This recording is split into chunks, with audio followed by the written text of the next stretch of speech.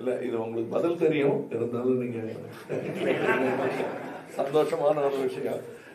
இருந்தாலும் நீங்கள் அந்த பதிலை தூண்டுவதற்காகத்தான் இந்த விளக்கு இன்னும் பிரகாசமாக எரியட்டும் என்பதற்காக இதை செய்கிறீர்கள். நன்றி.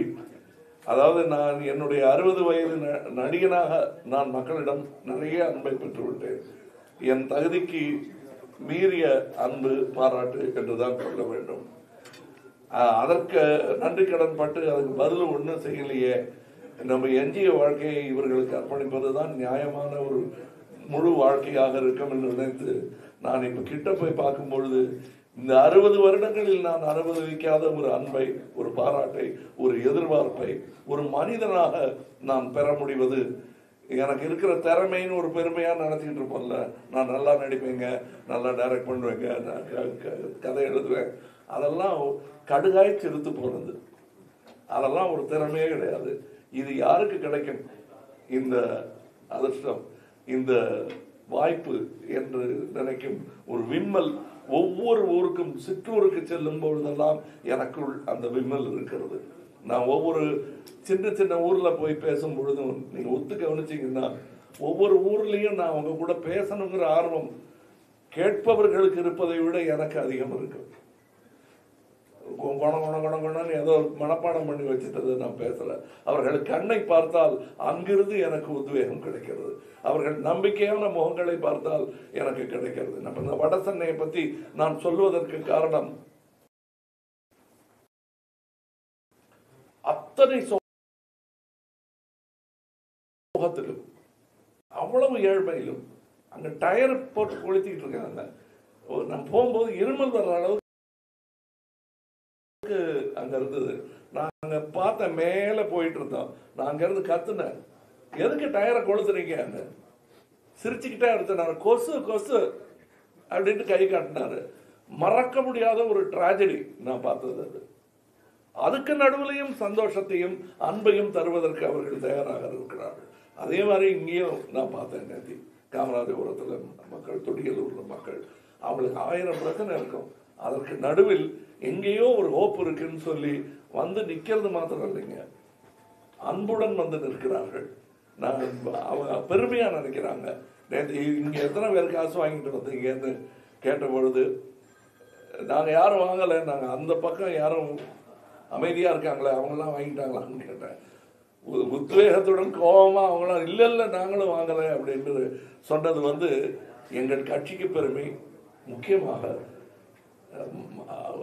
இழுக்கு சேர்த்து மக்கள், தமிழ் மக்கள் பால் இவங்க சுமத்தி இருக்கும் அந்த இழுக்கு துடைக்கப்பட்டதாக மெதுவாக துடைக்க வேண்டும். நாம தான் துடைக்கணும். அதை செஞ்சுக்கிட்டு வர்றாங்க. இதெல்லாம் பார்க்கும்போது டார்ச் லைட்டு கண் கூசும் அளவுக்கு ஒளி வீசும் என்று எனக்கு தோன்றுகிறது. திமுக அதிமுக 2 அலைன்ஸ் பத்தி தான் வருதே தவிர உங்களுக்கு இத்தனை சீட்டு கிடைக்கும் எந்த கருத்து கணிப்புலையும் வரலையே. இல்ல, கருத்து கணிப்புல மக்கள் நீதி மையம் நீங்க கணிங்க பண்றீங்களா? கருத்து கணிப்புகள்ல மக்கள் நீதி மையம் இருட்டடிப்பு செய்யப்படுகிறதுன்னு நீங்க எதுவும் நினைக்கிறீங்களா? அதுதான் டார்ச்சாட வந்தோம் வரும்போது எங்களுக்கு ஆரம்பத்திலே தெரியும் அது நடக்கும்னு. ஆரம்பத்தில் கேலி பேசுவார்கள், இகழ்வார்கள், பின் விமர்சனம் செய்வார்கள், பின் ஒத்துக்கொள்வார்கள், அதற்கு பின் ஒதுக்கி போவார்கள்.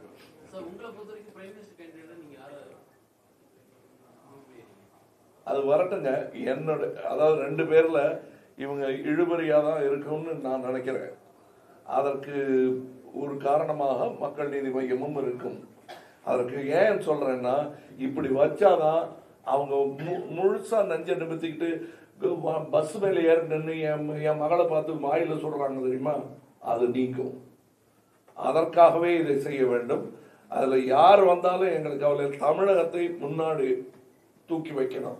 இப்படி ஒவ்வொரு மாநிலமும் நினைக்க ஆரம்பிச்சுட்டா புத்தம் புது பிரதமரை நாம் கண்டுபிடிக்க முடியும். இருக்க வேண்டும் என்று நான் ஆசைப்படுகிறேன். அதான் வாய்ப்பு இருக்கா இல்லையாங்கிறதெல்லாம் கஞ்சவே கூடாதுங்க, ஏற்படுத்த வேண்டும்.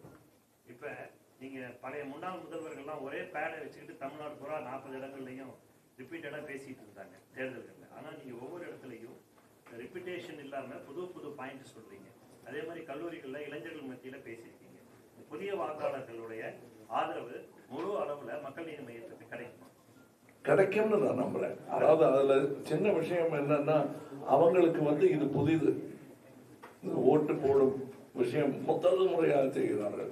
அதில் ஏற்படும் பிழைக்கானதை கழித்து கொண்டு பாக்கியை கொடுத்தாலே பிழைச்சிருவோம். இல்ல அது பார்லிமெண்ட்ல அதிக இடம் கிடைக்குமா, அசம்பிளில அதிக இடம் கிடைக்கும்? நீங்க இல்லைங்க, 2 இடத்துலையும் நாங்கள் தாக்கத்தை ஏற்படுத்த போகிறோம். ஆனால் இது ஆரம்பம் தான். இப்பொழுதைக்கு பார்லிமெண்ட் தான் பிரதானமாக இருக்கிறது.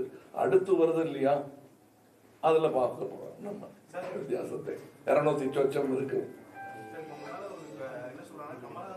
தமிழ்நாட்டு அரசியல் மீதான ஆர்வத்தை தாண்டி தேசிய அரசியல் ஆர்வம் அதிகமா இருக்கு சொல்றாங்க.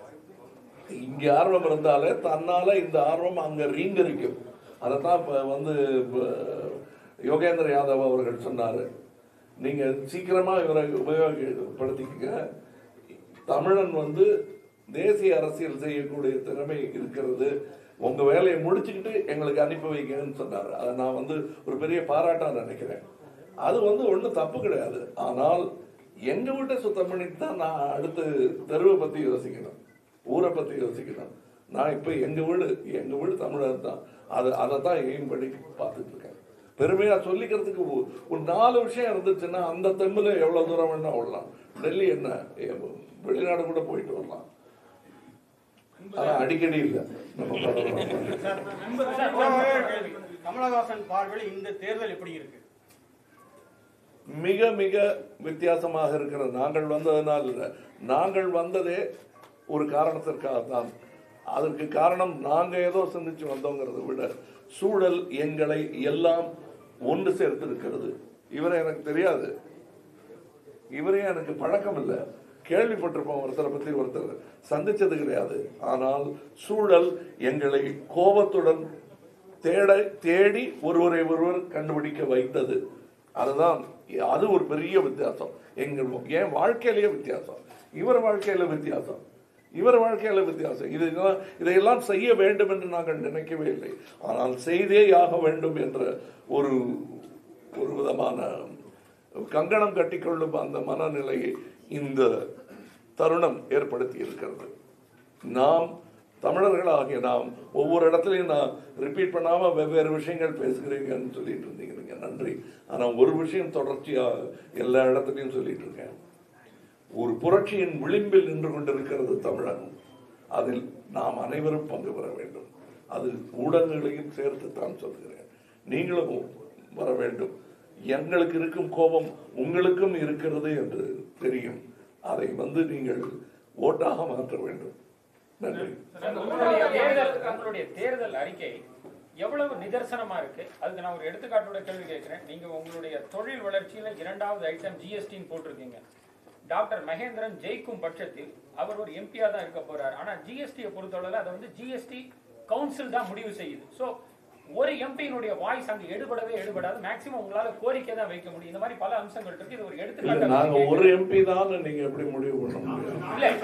இல்ல சார், ஒரு நிமிஷம். என்னுடைய கேள்வி தப்பா புரிஞ்சுட்டு இருக்கீங்க. இந்த கோவை பாராளுமன்ற தொகுதிக்கு உண்டான தேர்தல் அறிக்கை கொடுத்ததுனால அவர் ஒரு எம்பி. இந்த கேள்வி அவருக்கு துணையாக பல எம்பிகள் இருக்க போகிறார்கள் என்று நான் நம்புகிறேன். தமிழகத்திலிருந்து மட்டுமல்ல, பொறுத்திருந்து பாருங்கள், இந்தியாவிலிருந்து. That's right. Even assuming that, how realistic is your manifesto? Because GST Council தான் decide பண்ண முடியும். Sir, I was on the panel for at least for cinema. I kept telling them 7 years back, it's impending, it's coming. Please, my peers from cinema did not take it seriously. They took it lightly, and then they bemoaned the fate that befell them. That is very wrong. It can be. No law is permanent and final, and this is just taxing the people. We will discuss, we will again. There was a statement by Mr. Jaitley where he said, when I spoke the lonely voice for cinema, Tamil cinema, I said, you cannot do this, GST has to be reduced.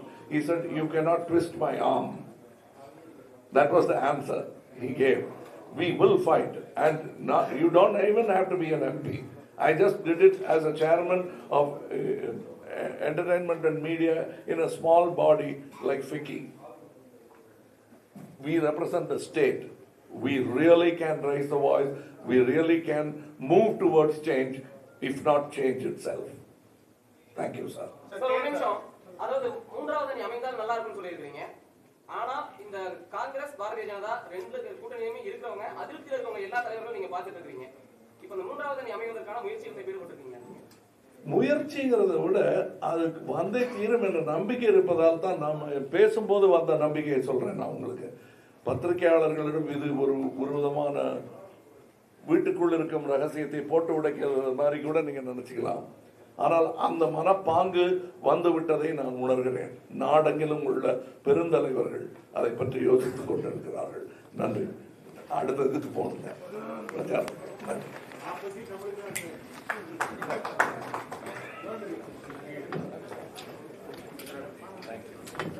பஞ்சாபில் இருந்த ஒரு தமிழ் குரல்.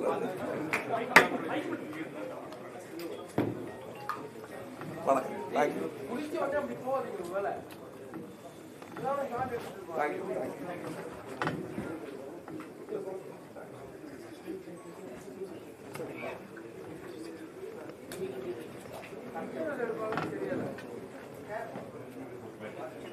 இந்த video உங்களுக்கு பிடிச்சிருந்தா please like and share பண்ணுங்க. மறக்காம எங்க சேனலை சப்ஸ்கிரைபும் பண்ணுங்க.